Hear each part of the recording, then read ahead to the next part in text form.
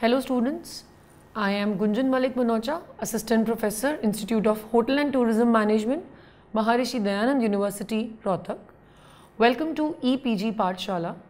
We are studying the paper Managing Culture and Diversity, and today we will study the module Cultural Formation Process. The learning outcome would be, by the end of this module, the students will be able to understand the concept and the relevance of organizational culture in a business organization.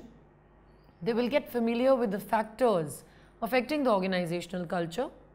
They'll understand the cultural formation process, and they will also come to know various ways how employees can learn organizational culture. So let's have introduction. Shaping your culture is more than half done when you hire your team, according to Jessica Heron. Clear vision and good strategy are major tools by which an organization can serve the needs of outer world, but vision and strategy without intentional culture formation runs the risk of hollow success and a poisoned environment. Culture is environment. It guides the behaviors and beliefs of those executing strategy and vision. Yet culture cannot be microwave. It must simmer over time. Organizations are hiring people from different ethnic background, having different set of norms, cultures, beliefs, values, etc., which is considered as workforce diversity. Workforce diversity is a workforce consisting of a broad mix of workers from different racial and ethnic background of different ages and genders, and also of different domestic and national cultures. Culture. Webster says culture is A. the integrated pattern of human knowledge, belief and behavior that depends upon the capacity for learning and transmitting knowledge to the succeeding generations. Culture is the customary beliefs, the social forms and material traits of a racial, religious or social group. Also, the characteristic features of everyday existence shared by people in a place of time. Third, the set of shared attitudes, values, goals and practices that characterizes an institution or an organization. Then, culture is also a set of values, conventions or social practices associated with a particular field, activity or societal characteristics. Culture. According to Zingerman's, culture is the everyday reality of organizational life. Within that, all the Webster definitions apply. The culture is not the mission statement, the vision, your bank balance or the staff handbook, though all those contribute to creating it. What is culture then? Culture is a system of shared values, beliefs and behavioral norms. And if we talk about organizational culture, each organization represents a multitude of personalities. That is why we cannot talk about the existence of two organizations with absolutely identical features. Each organization has specific problems and certain solutions of solving them. The organizational culture constitutes a field of management with a history relatively recent, which started to gain a general acceptance barely in the second decade of 20th century. The term organizational culture or company culture is a relatively recent addition to our vocabulary from the 1980s. Components of organizational culture. There are three major components. The first is value, second is assumptions, and third is artifacts.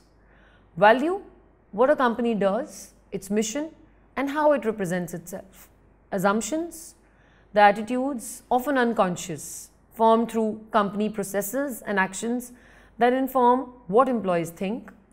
Artifacts, what a company represents in the form of products, technologies, publications, processes, dress code, location and architecture. Well, as discussed in the previous slide, the components of organizational culture, the diagram in this slide clearly indicates that all the factors are interrelated with each other. The factors of assumptions, the espoused values and the artifacts in the form of organizational culture, strategy, structure and operations are interlinked with each other. Understanding organizational culture. Organizational culture is basically a set of beliefs shared by the people in an organization. It contains the members' values, norms and assumptions. Organizational culture can be considered as a system because it has input and it also has output. Well, in the contemporary business environment, the company culture often contributes to its success as it is unique and it cannot be transferred to the competitors. It can also contribute to its failure. So, based on the corporate culture, members know how they should perform their jobs, behave and dress. Organizational culture represents a company's common beliefs and the concepts that create the social and the psychological environment of an organization. Culture dictates the freedom of participation in the managerial decision making. If the culture is strong, it has an influence on the members of the organization and it also creates committed employees by instilling the clear cultural values and beliefs. And if the culture is weak, it can breed apathy, it can breed resentment and unproductive workers. Let's look at an example. A great example of strong organizational culture is Toyota. By introducing the Toyota Way, the company has managed to create a unique corporate culture which respects all the organizational members, supports the teamwork, stimulates personal and organizational growth, and it instills a long-term vision to meet the organizational challenges. The Toyota Way encompasses the vision, the target, the testing, the dialogue, the practical application, and the place to inspire the manufacturing of Toyota vehicles. Well, all the values and methods recommended by the Toyota Way, they reflect continuous improvement and respect for the people. Toyota bases its corporate culture on the principle of ideal pragmatism, that is, the right to pursue two contradictory perspectives through a dialectical method that leads an organization to overcome its limitations and seek for the best organizational results. Thus, through the implementation of both and more principle, the company seeks the ideas and suggestions of the respectful members of the organization that add value to the organization. The example of Toyota proves that when the organizational culture is appropriate, it can act as a competitive advantage and a fundamental reason for business success. Conversely, when it is inappropriate, it serves as a competitive disadvantage and it also causes failure. Formal definition of organizational culture. According to McLean and Marshall, organizational culture represents an ensemble of traditions, values, procedures, conceptions and attitudes that create the context of the activity within the organization. In the opinion of famous Dutch professor Geert Hofstede, the organizational culture is holistic in the sense that it represents more than the sum of the component parts, historically determined because it reflects the evolution in the time of the organization, connected to the elements of anthropological nature, socially founded because it is created and kept by the group of persons who form the organization, and it is difficult to change because the complexities of implied human elements.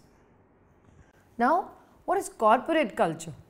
Well, corporate culture is a system of shared values, beliefs, interacting with an organization's people, structure and systems to produce behavioral norms. It is the set of observed behavioral norms which comprise of the dominant values. So, the corporate culture is influenced by national culture and sustained by corporate leadership. Corporate culture is a manifestation of the informally sanctioned corporate attitude. First, it is often referred to as organizational DNA, or we can also say it is the soul of the organization. Second, it is a fundamental contributor to the success and failure of the corporate strategies. Now, let's have a brief view of evolution of corporate culture. First, a leader's vision, policies and actions. Then, influential individuals or work groups. Then policies and procedures also play a very important role in evolution of the corporate culture. People management philosophy, which is again very important, if ignoring the employee harassment. Employee work ethics, hire for attitude, train for skill. And then another important component of evolution of corporate culture is organizational policies, no gift from suppliers, etc. Corporate culture is reflected in a company's values, business principles, ethical standards, preached and practiced by the management. It is also reflected in the approaches to people management and the problem solving. And it is also reflected in the relationship of the company with its shareholders, with its community, with its suppliers, customers, government agencies, entrenched attitudes towards people from different national cultures. Now we can also say that corporate culture is a management's responsibility. It's all about management. Corporate culture refers to the character of a company's internal work, climate and personality. In a strong culture company, culturally approved behaviors and ways of doing things are nurtured, while culturally disapproved behaviors and work practices, they are discouraged. And in adaptive cultures, there is a spirit of doing what is necessary to ensure long-term organizational success. Adaptive cultures are exceptionally well suited to the companies with fast changing strategies and market.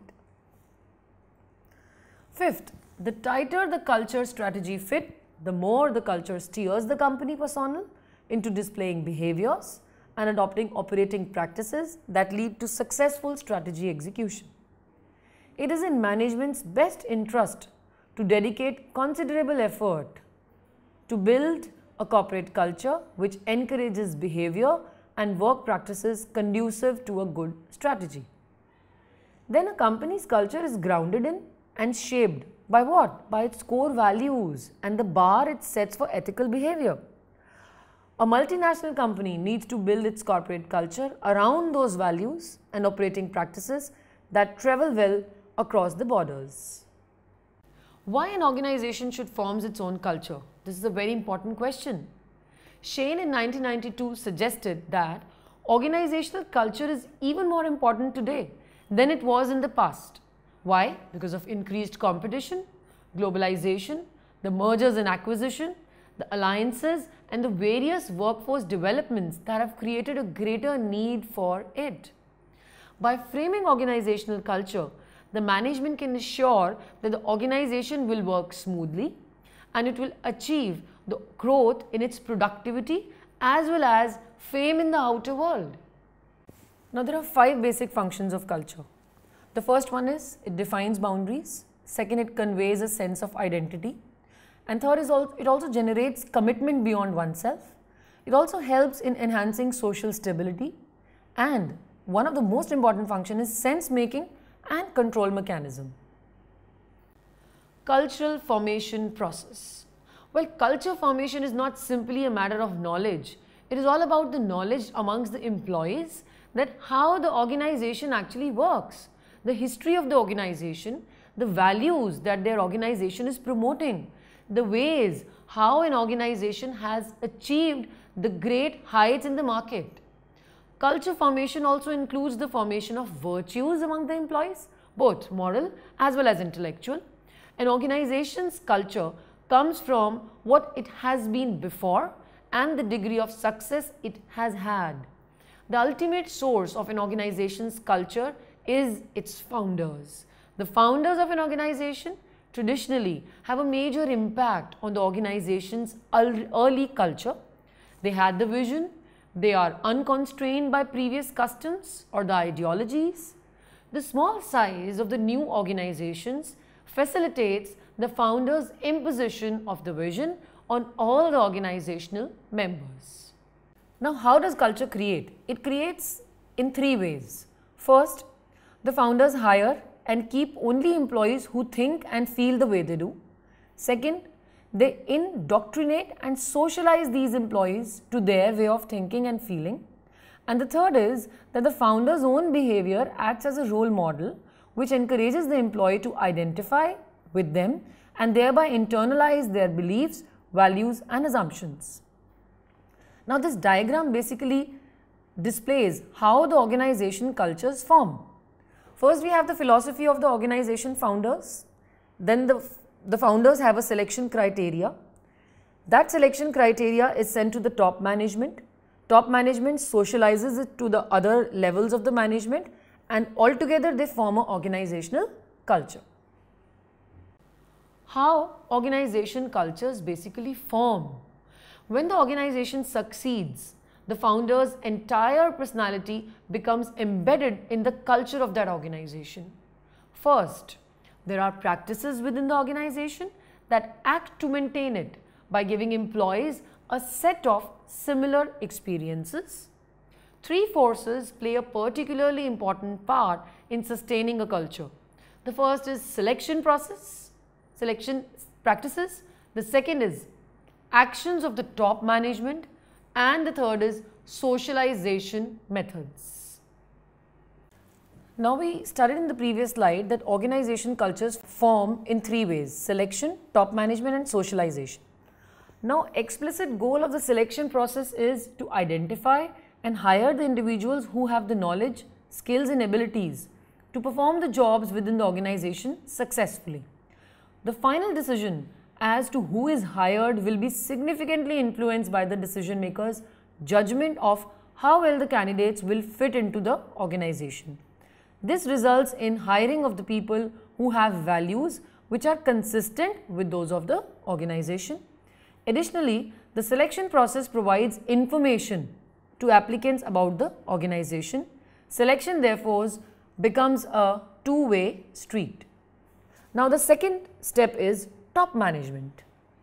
The actions of top management, what they say, how they behave, it establishes norms that filter down through the organization as to the risk taking, how much freedom managers should give to their employees, what is the appropriate dress, what actions will pay off in the terms of pay raises, promotions and the other rewards. So top management also plays a very important role. And the third important component is socialization. Now new employees are not fully indoctrinated in the organization's culture. They don't know the company's culture. They are unfamiliar with the organization culture, and they are potentially likely to disturb the belief in customs that are in place. So socialization is the organization helping the new employees to adapt to the company's culture. Now in this diagram, which displays the cultural formation process, it clearly indicates that there is amalgamation of two things: the managerial philosophy, values, actions and vision with organizational role, structure, systems and technology, and together in the form of the shared sayings, the jargons, the actions and feelings displays the corporate culture. And the feedback also plays a very important role in this process. Subsystems of organizational culture. Organizational culture is formed by two subsystems. First is managerial plus the organizational, which basically leads to organizational culture. Now what is managerial subsystem? Through actions, words, managers define philosophy of how employees are treated. Vision articulated by the top management. Managerial style, the style of the leadership of the organization, it defines the organization's culture. It influences the communication pattern, the decision-making process, the delegation and the authority of the entire system. The values and ways of behaving are defined in managerial subsystem. The second component which adds to the managerial subsystem is the organizational subsystem, which is outside factors which define the culture, technology which influence the culture, job description and structure which also influence the culture's development.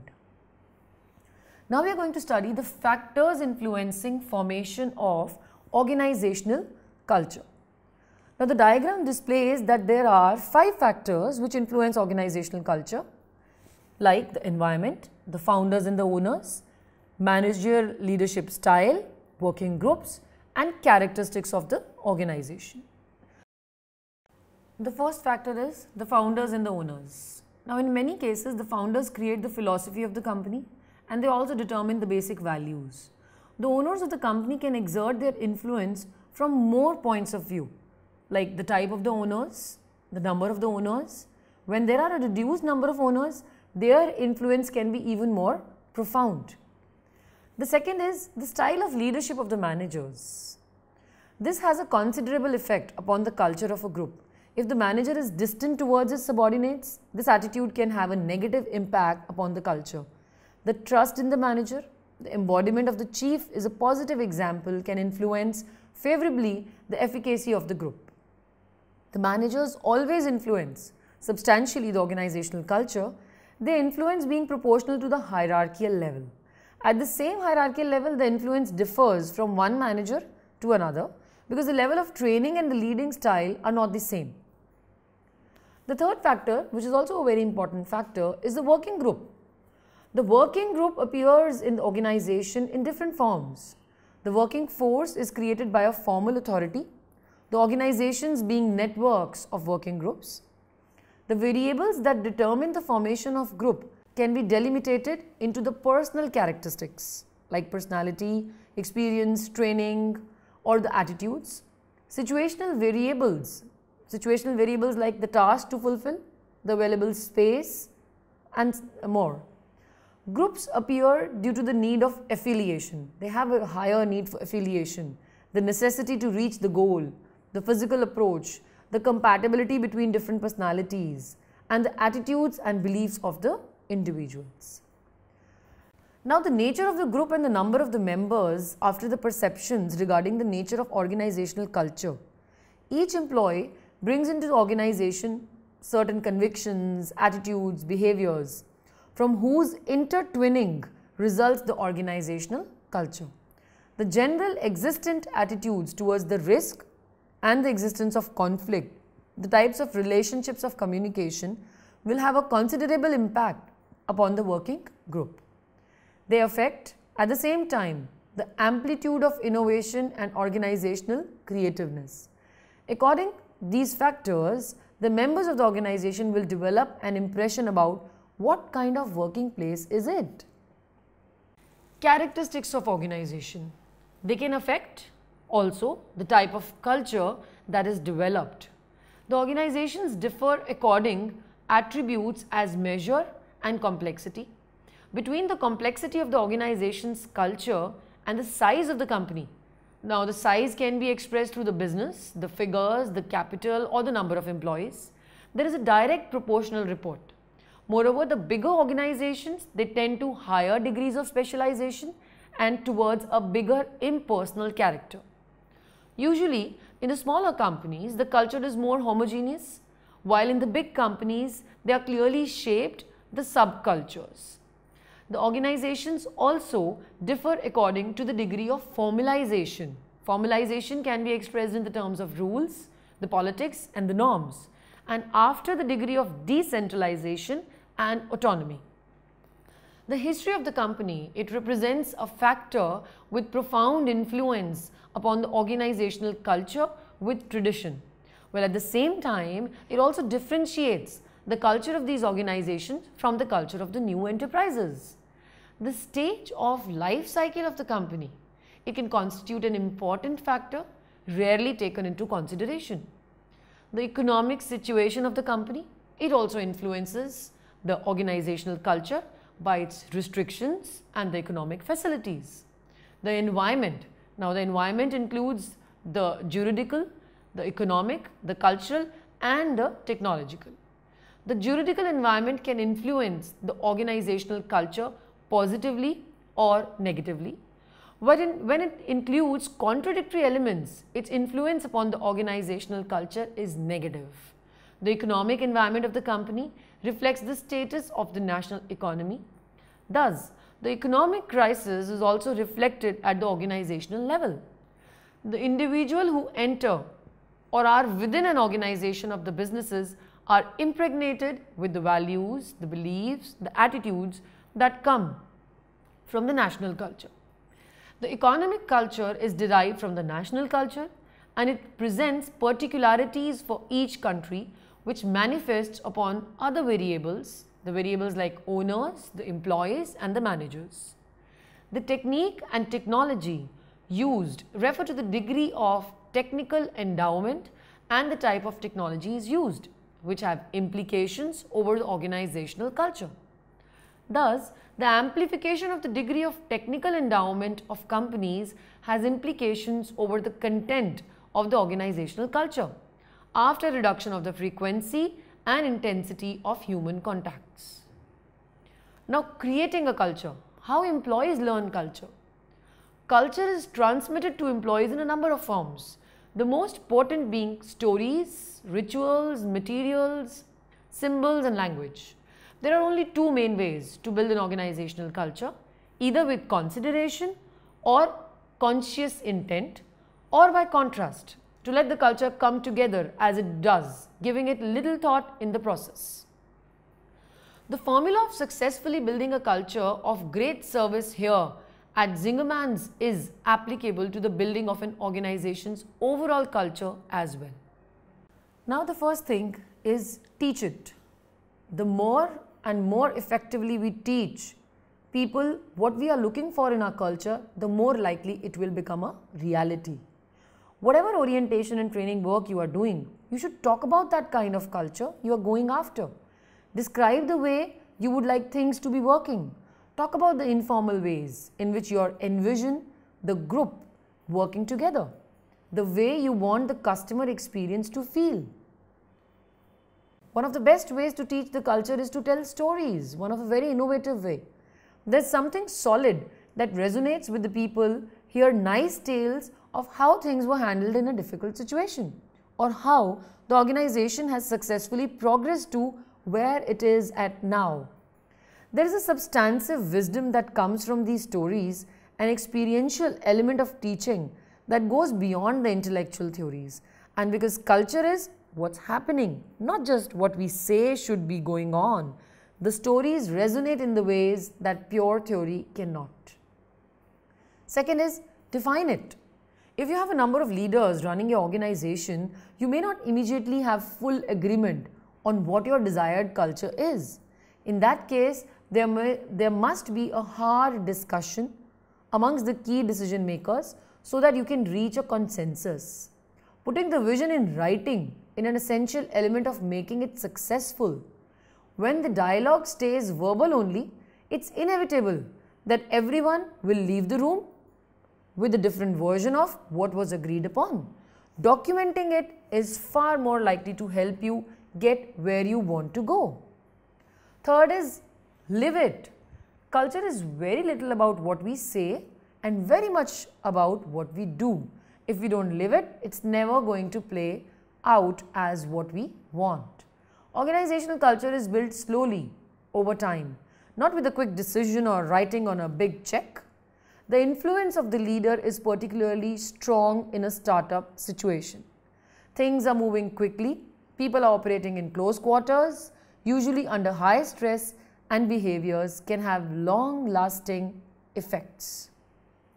In Live It, it can also be included that some of the meaningful ways, like how well our words match our deeds, how we handle the things when they don't match up, which of our values we live and which we only pay lip service to, who we hire, who we reward and who we don't, the systems, the recipes, the process we put in place, and how we handle failure is also very important.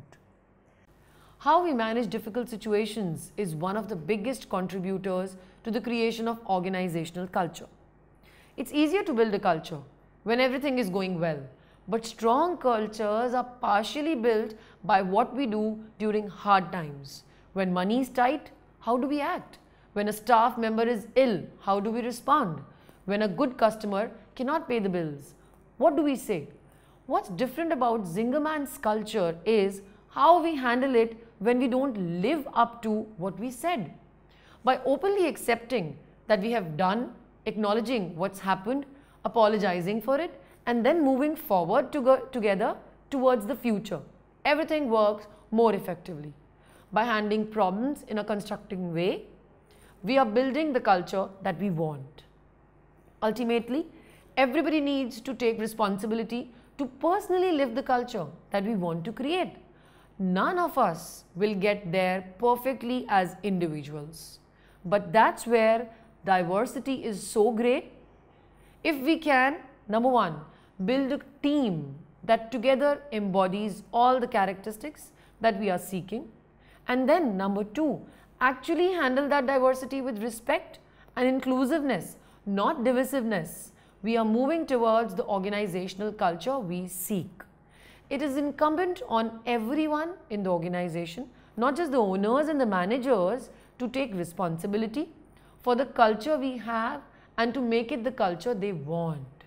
The most effective organizations and the most solid cultures are where everybody comes reasonably close to living the culture and can acknowledge constructively where they are falling short, and then actively move towards either getting better or actively supporting the others that are already doing it better. Then the fourth is not only live it, measure it. Once we have identified the key elements of our desired culture and we have written them down, now we must measure our success in making them a reality. Many will argue that you cannot measure things like fun or supportiveness or camaraderie. I think you can. If you want to have a results-oriented organization, you are more likely to succeed if you measure your success at putting the culture into the place. If you're setting out to measure cultural characteristics like fun, remember that the judgment will be made by the participants in the organization. Once you have that mindset along with some definition of what fun means, you can measure it. Just have people rate how much fun they had at the end of every shift and tally the answers. When you track those scores week to week, you can talk about what to do to improve your fun quotient and then implement an action plan. Then the last and the most important step is reward it. A common problem in every organization is the mismatch between what we say and what is rewarded. In some cases, the issue is just an absence of rewards.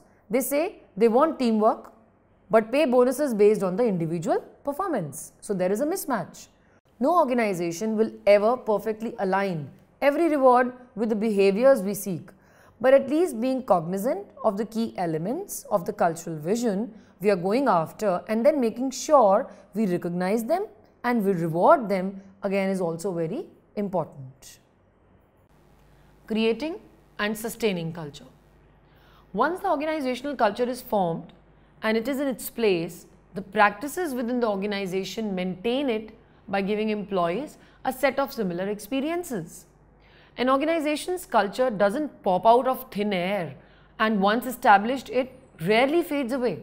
To create organizational culture is prime concern of any organization, but to maintain that culture, which has been created by considering various factors, is another important aspect to be taken care of by the organization.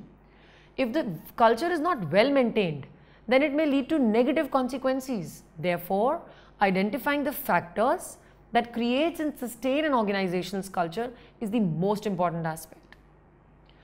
Below figure gives a clear picture regarding the factors which are important and to be taken care of while creating organizational culture, as well as those factors which needs to pay equal attention for maintaining the same in the organization.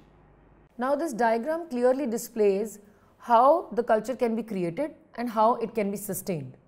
The first component, culture creation, is basically by the founder's values and the preferences and the industry demands.